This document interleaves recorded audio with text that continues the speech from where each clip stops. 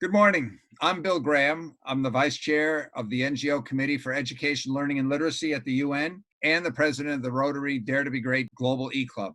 I'm also a representative to the UN for the Italian Diplomatic Academy and the Young Global Leadership Foundation. It's my honor to moderate this session this afternoon on mobilizing and empowering youth to effectively take on the SDGs worldwide. I'd like to take a moment to introduce our panel. Mariam Nassif from Beirut, Lebanon, who has participated in leadership and organizational roles in several large-scale global conferences, including here at the UN, involving thousands of exceptional young people from around the world. Leah Magalhaes, a high school student from Portugal, who has participated in world conferences seeking solution ideas to major world problems. Henry Nsamba is an author, and he's the CEO of an NGO helping disadvantaged young adults get on track for a more successful life in Kampala, Uganda, and the winner of the 2019 Billion Acts Hero Award from Peace Jam, an association of Nobel Peace Prize winners. Emmanuel Amatepe, convener of the annual African Youth SDG Summit, bringing thousands of African youth leaders together to explore how to best achieve the SDGs in Africa. He was a finalist for a 2018 SDG Action Award and is a UNDP 16 by 16 Global Youth Leader. Thanks to all of you for participating today. What sets this panel apart from many others on this topic is that these young people actually believe youth can significantly bring about the achievement of many of the SDGs by 2030. Let's see how they think they can do this. At this point, most moderators would typically begin with a statement that sets the stage for the rest of the discussion. However, there's someone who has said this better than I ever could. We are in trouble. My generation has failed, so we count on you. Your generation needs to correct that. Well, there you have it. In fairness, these are just some select comments taken out of context, but they reflect the gist of what the Secretary General repeated several times during his talk. He basically said that his and my generation is not on track to solve problems that need to be solved, and it's therefore now up to your generation to solve them before it's too late. We're counting on you. Basically, our generation is not going to solve the problems that could be existential for your generation. So they're now your problems. Congratulations. Leah, you are the youngest on this panel. What's your reaction to the idea that my generation is basically saying to your generation, sorry about that, now you need to fix it? Hello, everyone. Personally, putting it like that, it is something that brings a lot of pressure to the younger generations. And I guess the big question is, what does this mean? I guess the best way of putting it is taking President Kennedy's statement, we don't know how we're going to do it, but we're going to do it anyways, and adapt it to, we don't know how we're going to do it, but we have to do it anyways. Thank you, Leah. Well, I guess that's a responsible answer to a seemingly unfair situation. In that same speech, the Secretary General said that scientists have warned us to not allow global warming to increase by more than 1.5 degrees by the end of this century. But he also said we're unfortunately on track to see an increase of 3.3 degrees, which he said would be catastrophic. Yet we see governments continually pushing back the date by which they would achieve climate change goals. SDG 10 calls for reduced inequalities, but is anyone even defining what level of inequality is acceptable? Emmanuel, to what degree is the failure to do what is needed to achieve the SDGs due to lack of political will to commit to doing what is needed, or in some cases to even define interim goals that would have us on track to make the achievement of the goals even possible? Thank you very much. This is very true. It appears governments and NGOs and others set goals based on what they think they can do and not what is needed. Most people have a big fear of failure, but we can't afford to risk our future on people's egos or political fears. It is as simple as this. You can't hit what you don't aim at. We need to set our goals not on what we think we can do, but rather on what is needed. It is only when we stretch to do something we don't know how to do that we grow. We have to set goals based on what is needed and then do all we can to find ways of achieving them. Only then we have a fighting chance of achieving what is really needed. Fooling ourselves by reducing the goals to what we think we can achieve, even when that is not what is needed, is not helping us. Michelangelo said, the problem for most people is not what they set goals too high and fail, but that they set goals too low and succeed. We will set goals based on what is needed so we at least have a fighting chance of achieving them. Most of the key SDGs cannot be sustainably achieved unless there's a significant closing of the economic gaps between developing and developed countries. It's inconceivable that a country with only 1/10 the per capita income of developed countries will have the resources to sustainably eliminate hunger and poverty and provide reasonable levels of health care, education, clean water, affordable clean energy, transportation, infrastructure, etc. I don't see anyone with plans that include milestone goals that would lead to a significant closing of the economic gap between developing and developed countries by 2030. Miriam, what are your thoughts on what could be done to significantly close the economic gaps between developing and developed countries by 2030? That's a very interesting question. Thank you. We've already said that most people, and especially politicians, they fear failure. And they fear setting goals that they don't believe they have achievable plans for. And there are very, very few leaders that go on a limb. And just like Leah mentioned earlier, US President John F. Kennedy, he inspired an entire nation just minutes after a simple statement, which is, we don't know yet how we're going to do it, but we're going to do it anyway. And it's about putting a man on the moon in 10 years. So he had a vision and he was going to do it.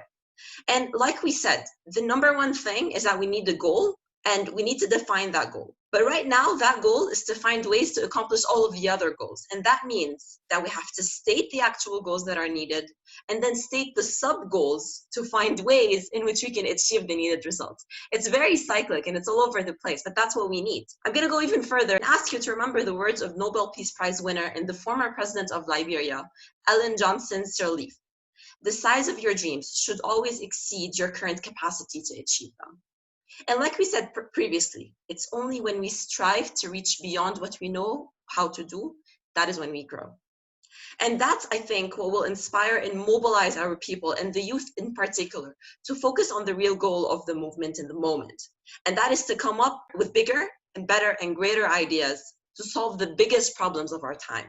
And that's much, much better than just announcing solutions that don't achieve what's needed, but it reduces the drive to reach the better solutions. Okay, we need countries, NGOs, and others to set meaningful goals that have a chance of achieving the needed end results. We get that. There are lots of projects underway to improve infrastructure, et cetera, in many developing countries. But at the same time, the bulk of the populations in many of those countries and significant parts of the populations of developed countries have been and are being significantly left behind. Not too long ago, the Brookings Institute issued a report where they estimated that with current approaches and efforts, it would take more than 100 years for education outcomes in developing countries and disadvantaged communities within countries to catch up with developed countries and privileged communities.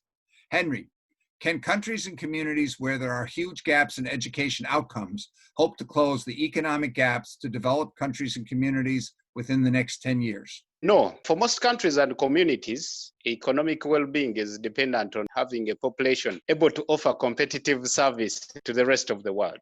The ability to offer competitive services is dependent on a population that is able to offer competitive levels of productivity. That in turn is dependent on the bulk of the population having competitive world-class skills and knowledge. Many developing countries point with pride at the level of education that the wealthiest segments of their population are receiving. And they point out that the rest of their population is making progress, even if they are still far from being world-class competitive. But what happens when 15 also percentage of the population gets a world-class education, but the remainder of the population is far behind in education outcomes? The result is that 80% not getting a competitive education cannot command an income high enough to afford to compete to pay for the services of the 20% with the great educations. The result is that many of those with better educations relocate to places that can afford to pay for their services. This is why the former African Union ambassador to the US said that there are more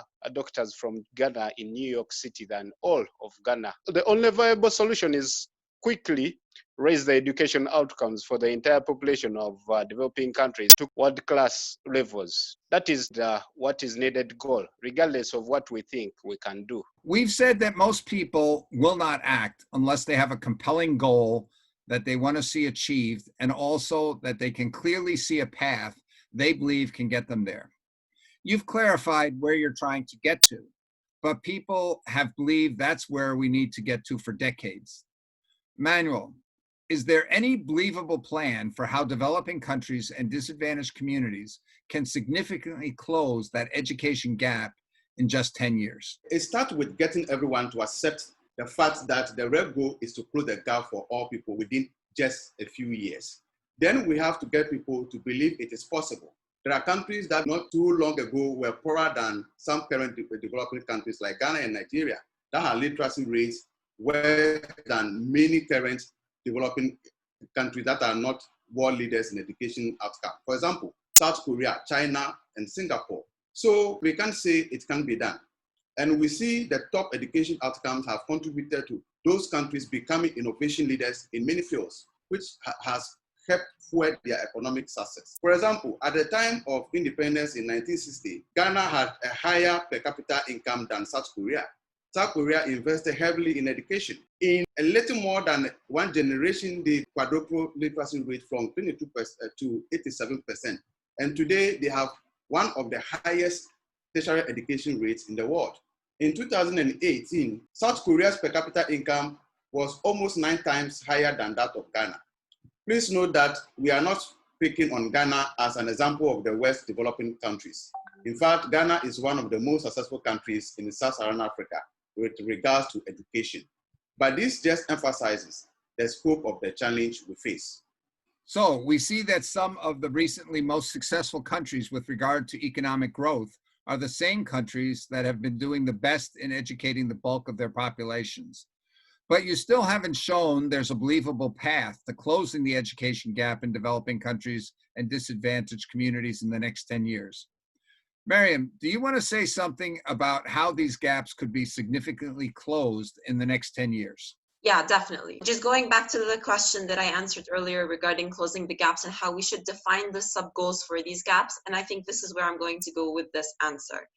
With regards to education, there are a number of factors that differentiate countries with lower education outcomes and countries with the best education outcomes. And some of these gaps are the education resources and facilities, the expectations with regard to level of education young people should and will receive, and the hours and fervor of the bulk of the population are putting into learning. And these three are very important.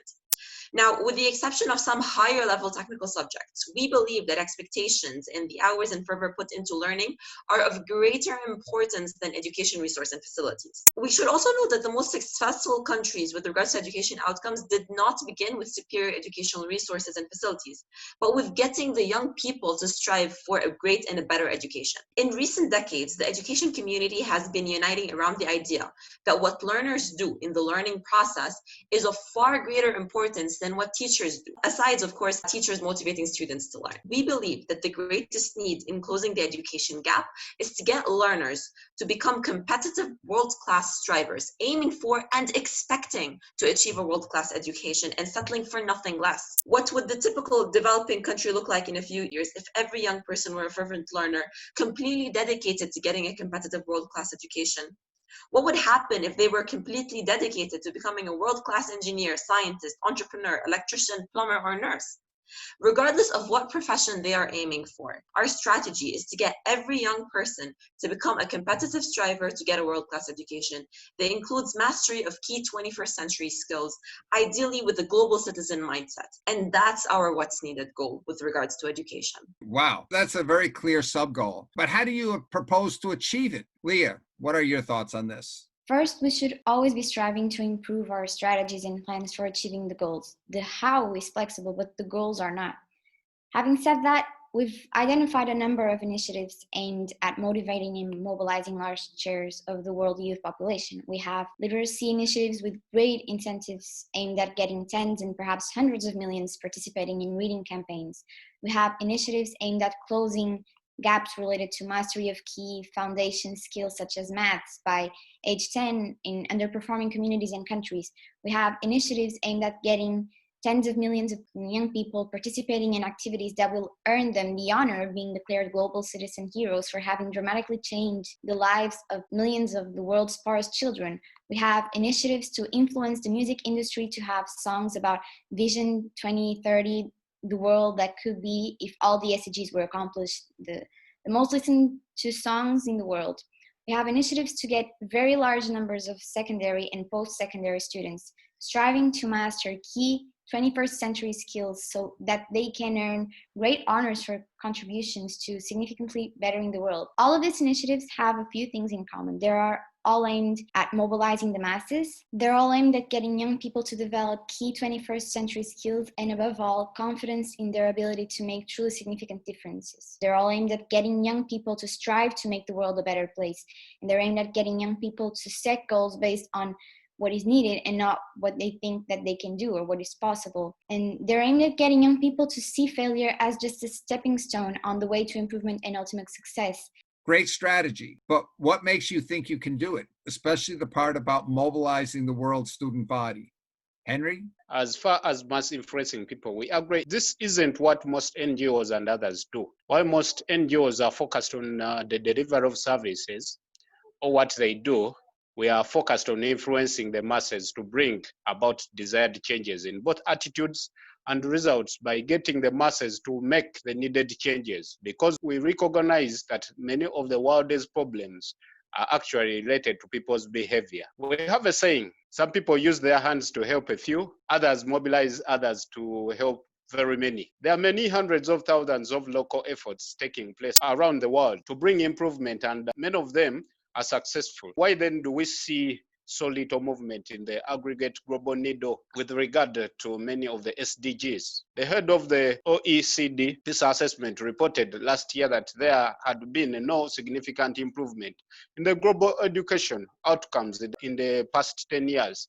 The bottom line is that if everyone would just do their share, mindset have largely failed to bring about the accumulative global improvement we need. Grassroots don't work because they fail even when they succeed, because the goals are too low. Goals are generally local. No one has the global end results as their goal. We have to learn to think less like sergeants and more like generals. It is not about who wins the most battles. It is about who wins the war. When it comes to influencing the masses, we have to remember there are people who do this every day, like the marketing executives of Nike, McDonald's. Effective action will require coordinated economies of scale. Do locally what can best be done locally. Do centrally all that can best be done centrally. I'd like to take a moment to build on that. Einstein supposedly said doing the same thing over and over, expecting different results, is a definition of insanity. And what I'd like to say is wanting something to happen or someone to do something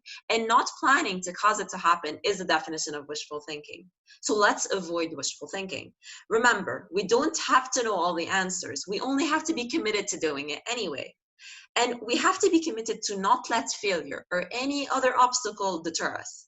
As was repeated among multiple Nobel Peace laureates, we never fail, we just learn and improve. Or as others have said, it's not how often you get knocked down that counts, it's how often you get back up. Never forget, the only thing that's truly impossible is that which is not attempted. Thank you. Great, great words. Those are some inspiring comments.